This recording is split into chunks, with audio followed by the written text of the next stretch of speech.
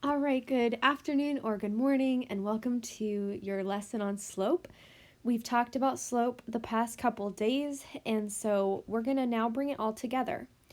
And remember that slope, or your rate of change, is going to be your change in your y value, and we write it like this, over your change in your x value. That little triangle just means your change in. So it's your change in your y over your change in your x. Now, we have found slope using 2 points, but I want you to show you a method where you can find the slope, or how steep your line is from the graph, where you have 2 points on a line. So what you need to understand is that to count your slope, your change in y, like the y-axis, goes up or down. If your slope goes up, that's positive. If your slope goes down, it's negative. Your change in x is going to be how far you go to the right. So your slope is going to be up or down, and then right. And then that tells us how steep our line is. Notice we never go to the left when we're calculating slope. We never go to the left. So remember that your y, your change in y, is up or down, just like your y-axis goes up or down. And your change in x is how far we go over to the right. So let's practice. What we need are 2 points.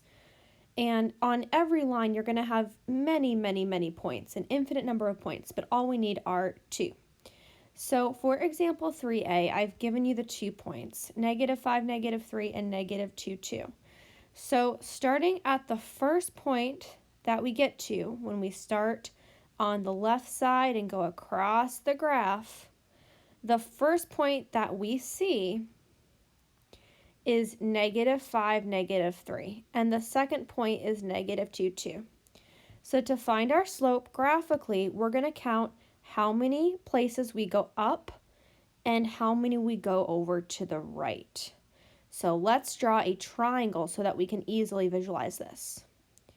Up and right. Okay, so once we have that triangle drawn, we can easily visualize our slope, or how far we go up or down and then right. So starting at my first point, I'm going to count how many spaces I go up. So I go up 1, 2, 3, 4, 5.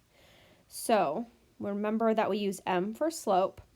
My change in y is 5. I go 5 up.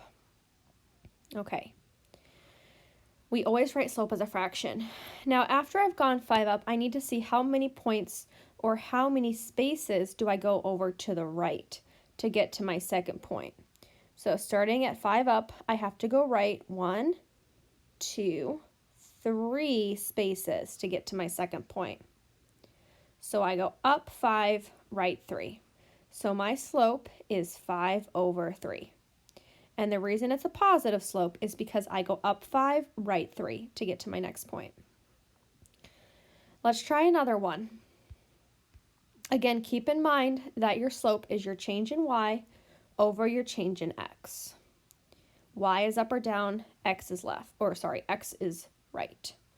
So again, I've got 2 points, so I'm going to draw a triangle.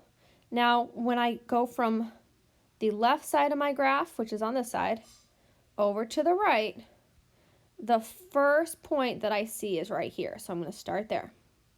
And I'm going to see how many spaces I have to go to get from my first point to my second. So I'm going to draw a triangle to help me visualize this. Okay, so I first check my change in y, or how far I go up or down. Now, starting at my first point, I go down 1, 2, 3, 4. So I went down 4. So my slope equals -4, negative because I went down, and then to the right, 1, 2. So down 4, right 2. That's my slope. And the reason my slope is negative is because I went down first and then right instead of up and right, which would be positive. Now I always want to simplify my slope. -4 divided by 2 is -2. Okay, so let's refresh how to find slope from 2 points when we don't have a graph given to us. So let's take a look at 3C. And what we are given are 2 points, and our line goes through those 2 points. We just can't see the line. So to find my slope between these 2 points, I'm going to first do my change in y. So my 3 and my 2 are my y. So 2 minus 3 to give me the change in those 2 points.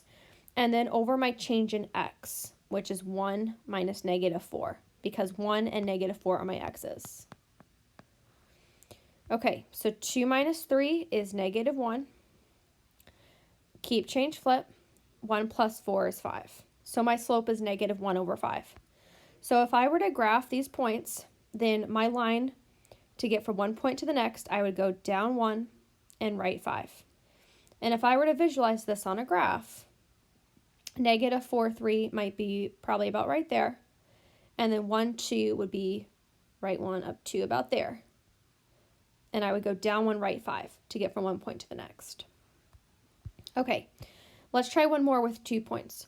So again, these 2 points are given to us and we can't see the graph, but if we were to draw this line going through these 2 points, we could count our slope. So remember again, I'm using the formula y2 minus y1. That gives me my change in y over my change in x, my second x minus my first x. Okay, so 3 minus negative 5, those are my y's. So 3 minus negative 5. My x's are 8 and 1. So 8 minus 1 gives me my change in x. Okay, so 3 plus 5, keep, change, flip, is 8. And 8 minus 1 is 7. So my slope is 8 over 7. So if I were to graph these 2 points to get from one point to the next point, I would go up 8, right 7. And I would go up 8 because I have a positive fraction. And I always go to the right 7. All right, for these last 2 examples, I want to show you how to interpret a rate of change. Now remember that a rate of change is the same as slope. And linear function just means that you have a straight line. Okay, so we're asked to find the rate of change, or the slope, same thing. And then we're asked to interpret or explain what the rate of change means. So for number 3, my x-axis is the number of weeks, and my y-axis represents the height of each plant in inches.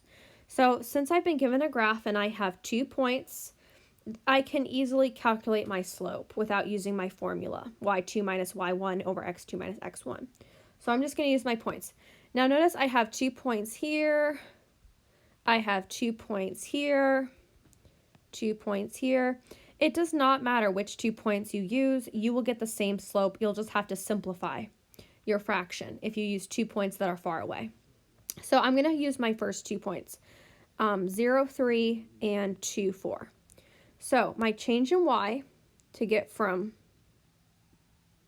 my first point to the second, I go up 1, and remember that my y-axis is the height of the plant, so that's going to be in inches. So my change in y is 1 inch. I go up 1 inch. And so after I go up 1, I go to the right 1, 2.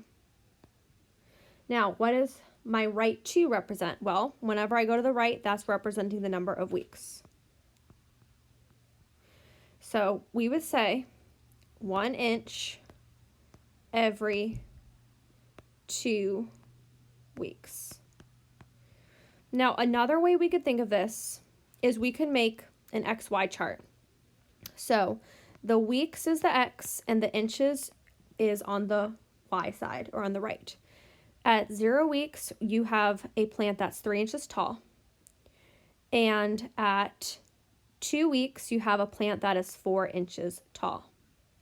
So when I go up 2 weeks, so every 2 weeks, I grow 1 inch. So that is the same as 1 inch for every 2 weeks. All right, last one we're going to do. This problem, our x-axis is the number of pounds. The y-axis is the total sales, so sales per pound. Okay, so our first point I'm going to use is 1, 2, and I'm going to also use 2, 4.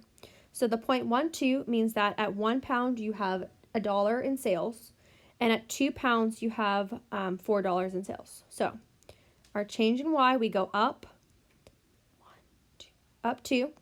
So that's going to be $2. Remember, your Y-axis represents dollars. And then you go over to the right 1, and that is 1 pound, because going over to the right is our x-axis that represents the pounds. Okay, so what that means is that you spend $2 per pound. So $2 per 1 pound. Okay, so that's it. Thank you for listening. Again, this was finding slope when you have a graph given where you have been given 2 points. And remember that slope is how steep a line is. I look forward to hearing from you guys, and if you have any questions, let me know.